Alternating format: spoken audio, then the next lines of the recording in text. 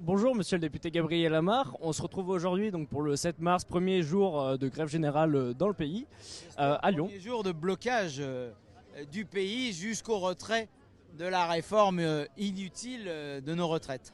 Et donc là ici on est donc à Lyon, est-ce que vous êtes satisfait du monde qu'on voit ici dans les rues?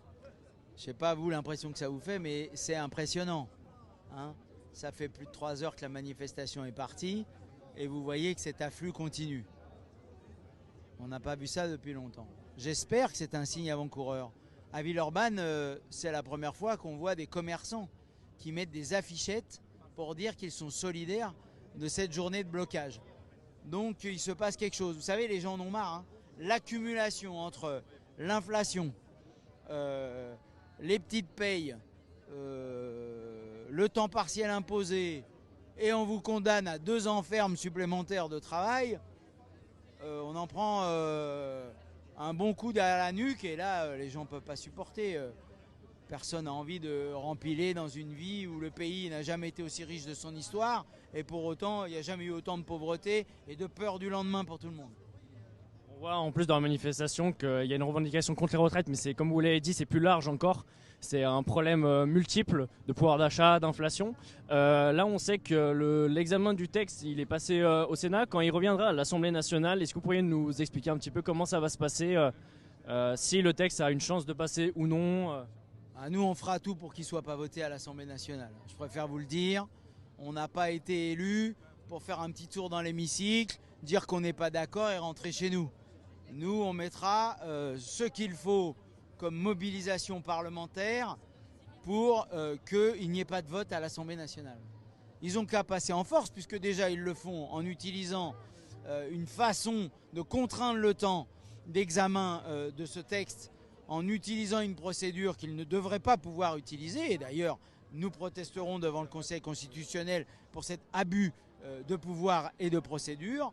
Mais nous allons faire en sorte de notre mieux, en tant qu'élu du groupe France Insoumise dont je fais partie, et j'espère avec l'ensemble des élus de la nouvelle Union populaire écologique et sociale, pour, comme ils sont en train de le faire au Sénat, faire en sorte que le texte dans son entièreté ne puisse pas être adopté.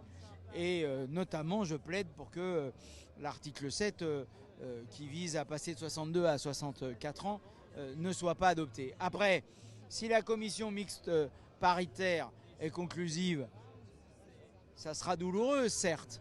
Donc il faut qu'on fasse attention à ce que cela revienne devant l'hémicycle, parce que ce texte n'est pas tolérable.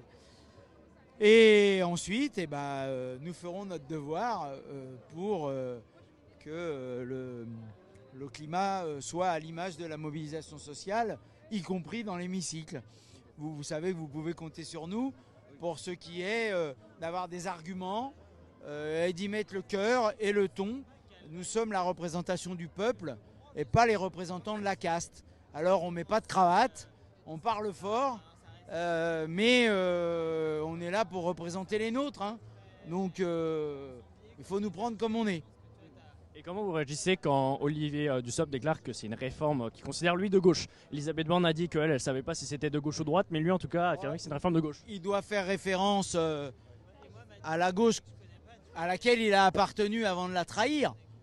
Il n'a pas tant trahi que ça, puisque finalement, aujourd'hui, il peut se revendiquer d'une certaine filiation. Non, la nouvelle Union populaire écologique et sociale, avec les communistes, avec les socialistes, avec les écologistes, avec les insoumis, se sont refondés autour d'un nouveau projet politique à l'issue de l'élection présidentielle où le peuple a tranché en mettant Jean-Luc Mélenchon devant.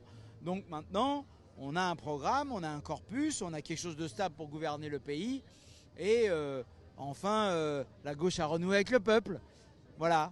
Donc M. Dussopt doit être nostalgique de quelque chose qui n'existe plus.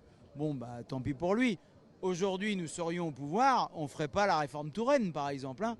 On n'allongerait pas à 62 ans, puisque nous savons financer la retraite à 60 ans. Bon, et c'est dans le programme de la NUPES, hein. C'est pas une lubie de la LFI. Donc, voilà, il ne doit pas s'être rendu compte que le peuple a réorienté la gauche par son vote. Merci pour votre message en tout cas.